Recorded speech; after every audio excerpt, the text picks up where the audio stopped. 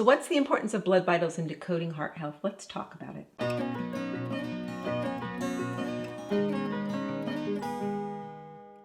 Blood vitals to check heart health include measuring your lipid levels, total cholesterol, HDL, LDL, preferably actual particle sizes, your triglycerides, and lipoprotein A.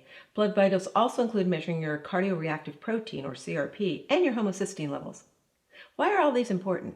Because it's important to know your risk for cardiovascular disease that can be modified by lifestyle changes. The number one marker of cardiovascular disease is your CRP. CRP is a protein molecule that indicates inflammation of the cardiovascular system.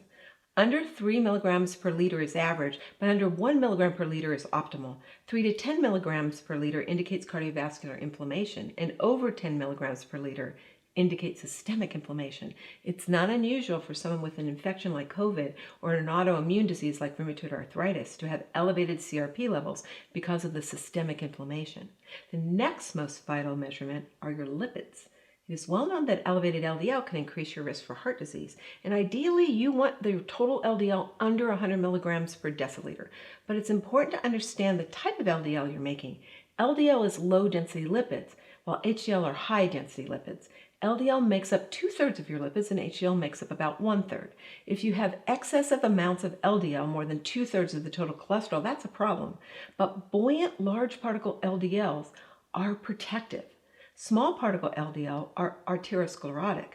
Knowing how much of your LDL are small versus large particles helps decode your heart health. The goal is for your average LDL particle size to be greater than 22.9 angstroms.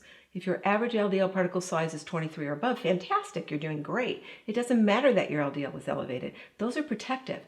Oftentimes you have high levels of protective LDL when your hormones are out of balance, because when you're hormonally challenged, you need that extra LDL in order to make steroid hormones, adrenal and sex hormones. Too many small particle LDL reflects a high glycemic carb-rich diet. Next, we look at the ratio between your HDL and your LDL.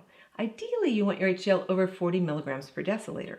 The higher HDL, the better, but we want those high-density lipids to be large and buoyant, not small and dense. Large particle HDL are cardioprotective. Protective HDL particles are induced by exercise and making sure that you're getting enough niacin in your diet. Then we look at triglycerides. Triglycerides are actually 3 sugar molecules attached to a fat. They reflect how much sugar's been floating around in your bloodstream that you haven't used. Triglycerides are what's stored in your body fat. Very high levels of triglycerides are an indication not only of cardiovascular issues, but also insulin resistance and diabetes. Your triglycerides should be under 150 milligrams per deciliter. Lipid panels should be drawn fasting, meaning you haven't eaten or drank anything but water for at least 8 hours. Next, we look at lipoprotein A, or LPA. LPA are normally under 30 milligrams per deciliter, but under 10 milligrams per deciliter indicates low risk for cardiovascular disease. Lipoprotein A promotes wound healing as it has an affinity for fibrin. High levels of lipoprotein A reflect arterial inflammation and damage. Your lipoprotein A is strongly determined by your genetics. Elevated LPA and elevated levels of small density LDL are highly indicative of cardiovascular disease. Now next, we look at homocysteine levels. Healthy homocysteine levels are 5 to 15 millimoles per liter. Homocysteine reflects how you're metabolizing your cholesterol. Homocysteine is dependent upon folic acid, more specifically, the ability to convert folic acid from your diet into its active form, methyl tetrahydrofolate. High levels of homocysteine means inflammation of the cardiovascular system. The inability to metabolize folic acid appropriately can be genetic.